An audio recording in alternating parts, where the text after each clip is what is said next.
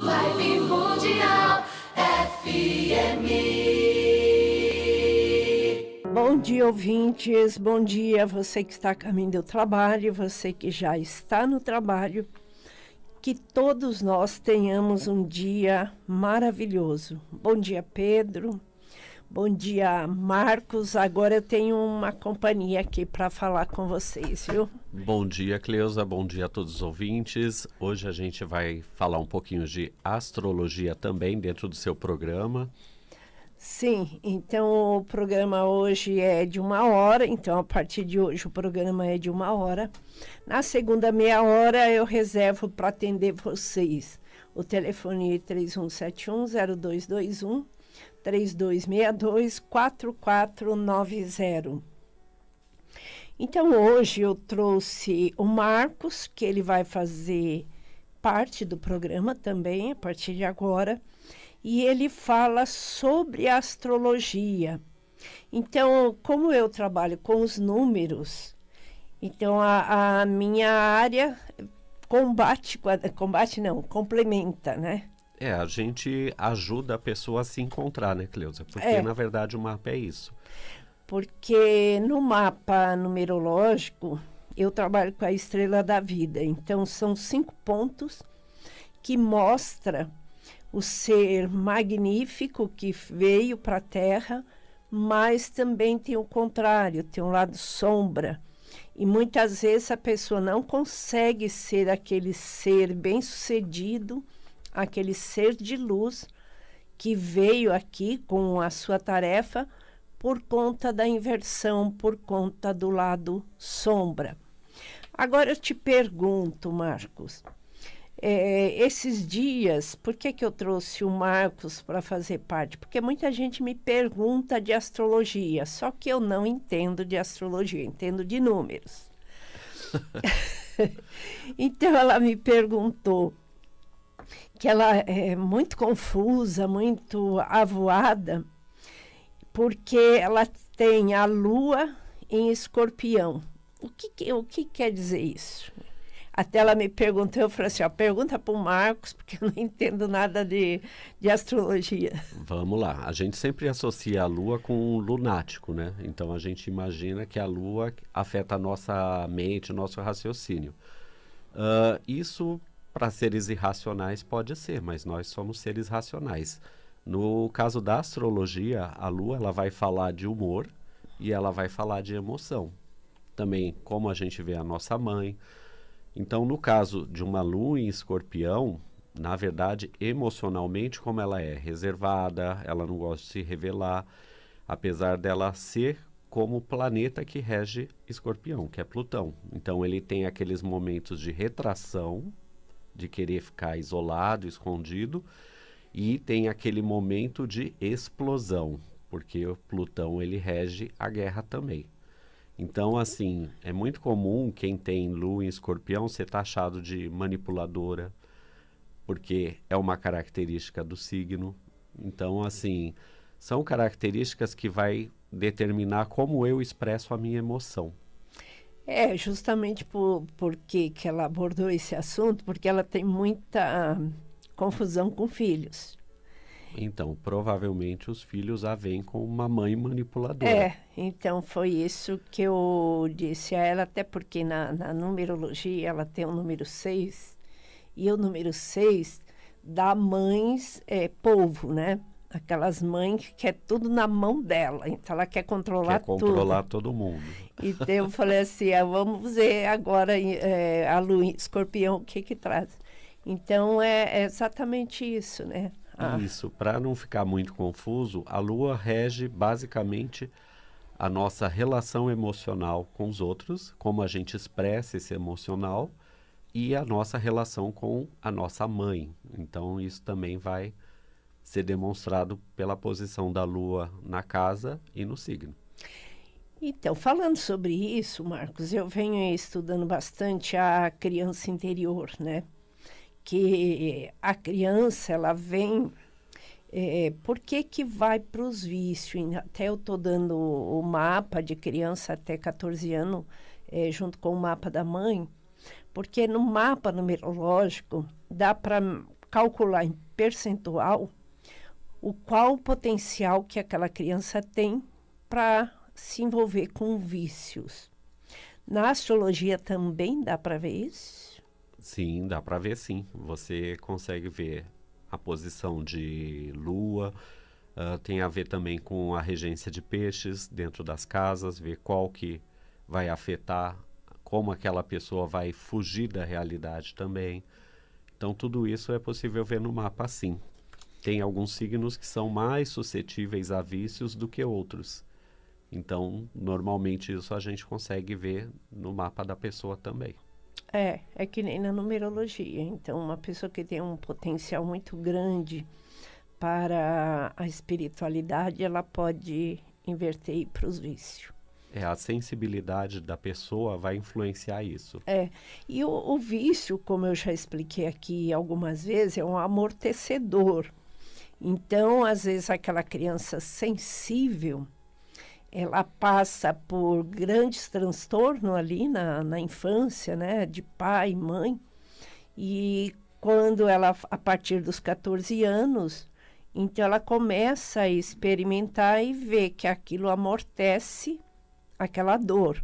E aí é onde ela vai para o caminho do vício. Que ela vai tentar fugir daquela realidade. Um caso comum, por exemplo, é do signo de peixes, que dependendo dos planetas localizados ou da posição que tiver no mapa, é um signo que é suscetível a querer fugir da realidade.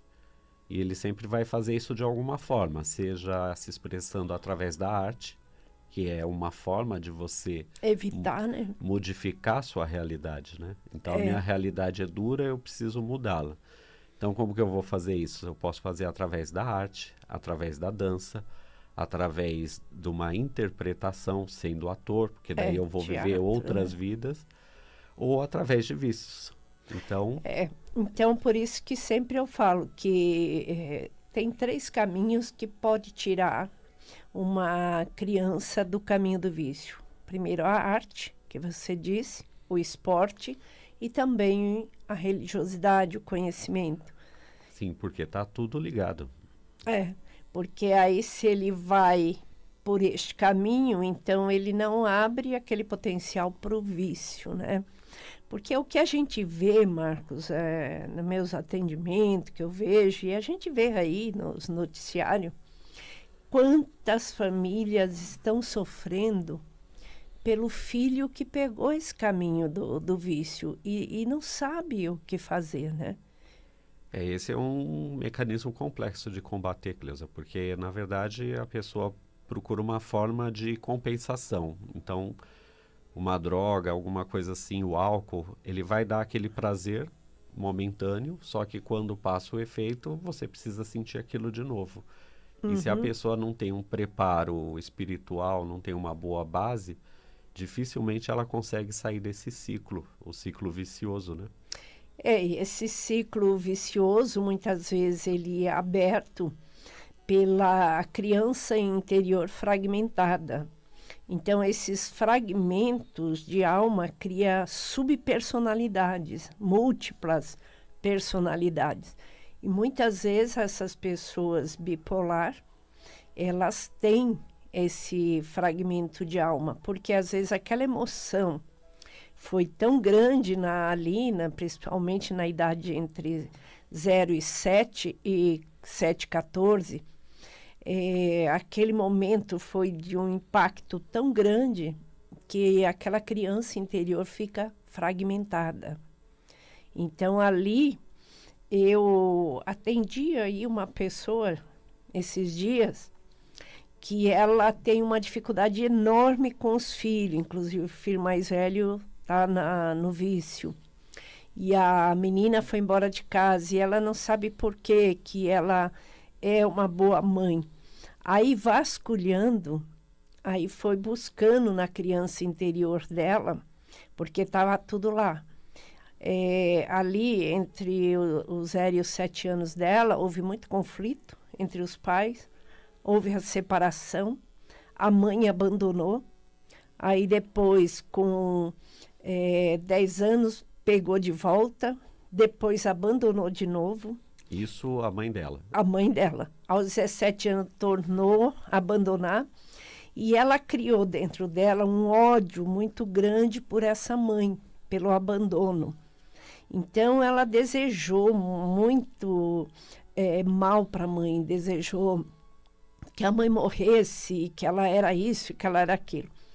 Mas assim, aquilo é dentro da criança dela.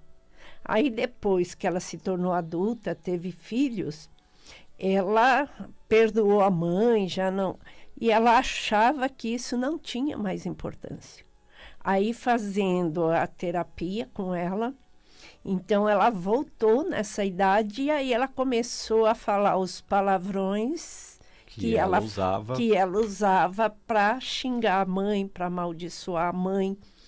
Então isso ela estava recebendo desse filho mais velho, que é o que está com vício. Ele tratava ela igualzinha ela tratava a mãe dela. Então aí você vê a repetição. Que é o ciclo se renovando. Então esse ciclo vicioso vai repetindo, vem da mãe, passa para a filha, vai para a neta e vai passando, né?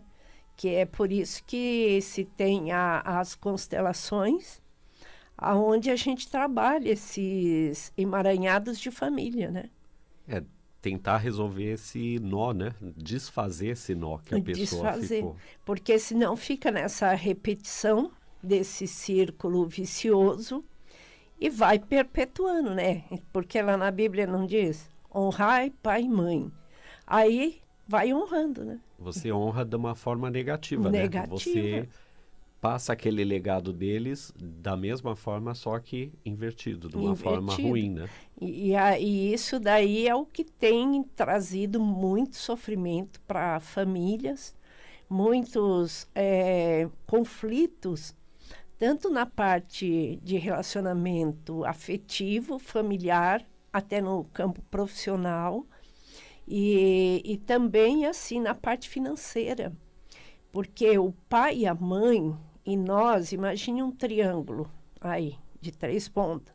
Então, de um lado é o pai, do outro lado é a mãe, em cima é você.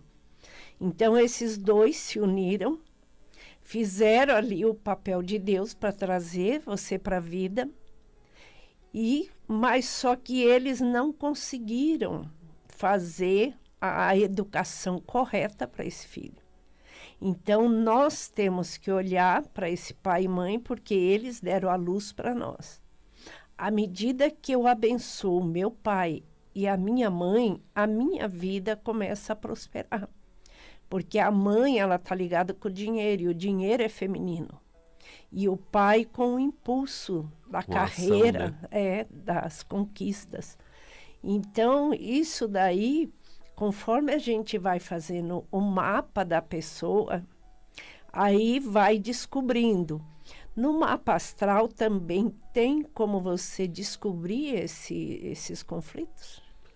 É bastante claro, viu, Cleusa? A forma como a Lua vai estar posicionada no mapa já vai indicar como essa pessoa enxerga a mãe dela. A forma como Saturno está posicionado no mapa, ou o Sol, no caso de alguns mapas, você já sabe a relação de pai e mãe. Você já sabe se eles se davam bem quando você nasceu ou se eles tinham uma relação ruim quando você nasceu. Isso a gente já vê no mapa. Então, ali você já vê que começa um problema antes da pessoa nascer.